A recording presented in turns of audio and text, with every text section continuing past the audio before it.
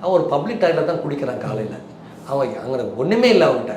ஆனால் சந்தேகத்தின் மேலே அவனை கொடுத்துட்டு நம்ம கோர்ட் எப்படி இருக்குது, அந்த கோர்ட்டுக்கிற ஜட்ஜு வக்கீலுக்கு அப்படி இருக்கிறாங்க, காவல்துறை சேர்ந்த அப்படி இருக்காங்க, காவல்துறையை சேர்ந்த அந்த அதிகாரிகள் ஈவிரக்கமே இல்லாத எவ்வளோ மிருகத்தனமாக நடந்துக்கிறாங்க. இதெல்லாம் வந்து நெஞ்சம் பதற பதற நமக்கு அந்த படம் பார்த்து வெளியே வரும்போது ஒரு டென்ஷனாக நமக்கு இருப்பாங்க.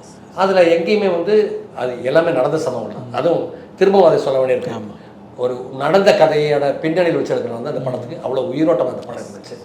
ரொம்ப அற்புதமான படம். தமிழ் திரைப்படத்தில் அது ஒரு லேண்ட்மார்க் தான். அதையும் வெற்றிமாறன் தான் செஞ்சுருக்காரு.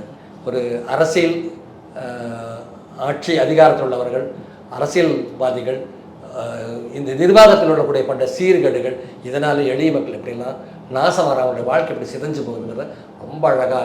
அது அந்த கடைசியில் அந்த சுடுவதற்காக தேடுவாங்க இல்லையா, அந்த சதுப்பு காடுகள்லாம் தேடுவாங்க இல்லையா, அந்த சீனெல்லாம் வந்து உடம்பெல்லாம் நமக்கு நடிக்கணும் என்ன ஆக போகுதோங்கிற அந்த உணர்வை ஒரு பார்வையாளர்களுக்கு, ஒட்டுமொத்த பார்வையாளர்களுக்கும் ஒரு கதாசிரியர்னாலையும் ஒரு இயக்குனர்னால ஒரு அந்த ஒரு த்ரில்லிங் எக்ஸ்பீரியன்ஸை கொடுக்க முடியும்னா அது வந்து இயக்குனருடைய உன்னதமான வெற்றி தான் அந்த படம்.